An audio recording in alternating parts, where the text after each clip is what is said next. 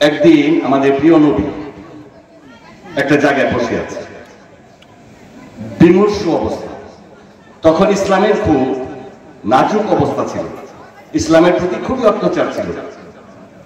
একদল মুশরিক সেই মুহূর্তে গিয়ে নবীকে জিজ্ঞাসা করতেছে, হে মুহাম্মদ, তুমি যে আল্লাহর উপাসনা করো সেই আল্লাহর আজকে পরিচয় দিতে হবে। এখন আরেকজন গিয়ে বলতেছে, তুমি যে আল্লাহর উপাসনা করো সেই আল্লাহটা কিসের তৈরি? স্বর্ণের, রূপার, নাকি অন্য কোনো বস্তু? তখন তো প্রিয় নবী এমনি মনটা খারাপ, বসে আছে, চিন্তা ভাবনা করতেছে। সে তো আরেকটু ইতস্ততার মধ্যে পড়ে গেছে। ঠিক সেই মুহূর্তে আল্লাহ সুবহানাহু ওয়া তাআলা দেখলেন যে আমার দোস্ত সে তো একটু কি বলে হেজিটেশনের মধ্যে আছে, মত বিমতের মধ্যে আছে। তখন জিবরাইল আলাইহিস সালামের মাধ্যমে তাৎক্ষণিক একটা ছোট্ট সূরা নাযিল করলেন। সেই সূরাটা হচ্ছে কোরআনের 112 নম্বর সূরা, 4টা আয়াত, একটা রুকু। কি বলতে পারবেন সূরাটার কথা? সূরা ইখলাস। সুবহানাল্লাহ বলেন একবার। ওই সূরাতে নবী করিম বললেন যে আমার আল্লাহর পরিচয় যদি তোমরা নিতে চাও তাহলে আমার সাথে কথা বলতে হবে না। সূরা ইখলাস নাযিল হয়েছে, এই সূরা ইখলাসটা তোমরা একবার পড়ে নাও।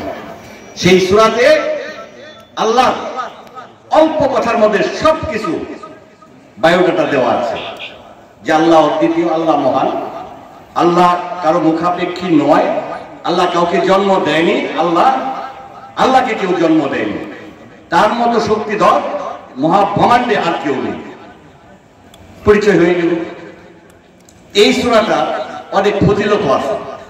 আরেকদিন প্রিয় নবী অনেক সাহাবাদের বললেন যে তোমরা আসো, তোমাদের আজকে আমি একটা কোরআনের 3/1 অংশ, অর্থাৎ আল কোরআনের 1/3 তোমাদের পড়ে শোনাবো। নিয়ে বসলেন।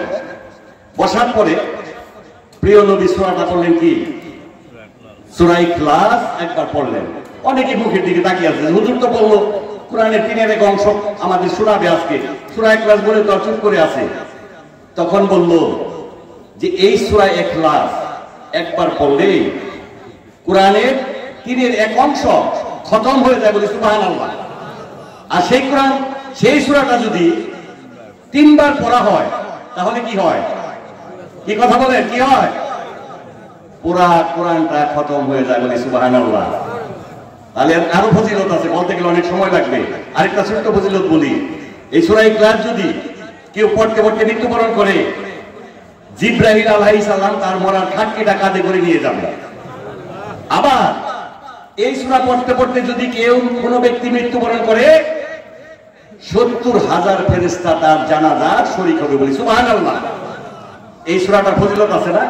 তাহলে আমরা অন্তত প্রতিদিন ইশার নামাজের পরে যদি 3 বার করে এই সূরাটা পড়ে শুই, তাহলে কি একটা কোরআন খতম হয়ে যায়? তাহলে ছোট্ট একটা সূরা, খুব সুন্দর সূরা, এই সূরাটা আপনারা পড়বেন। আর এখানে আসার সময় যে বড় ভাই ধরবো, আবার আমার ভাতিজাও বলতেছে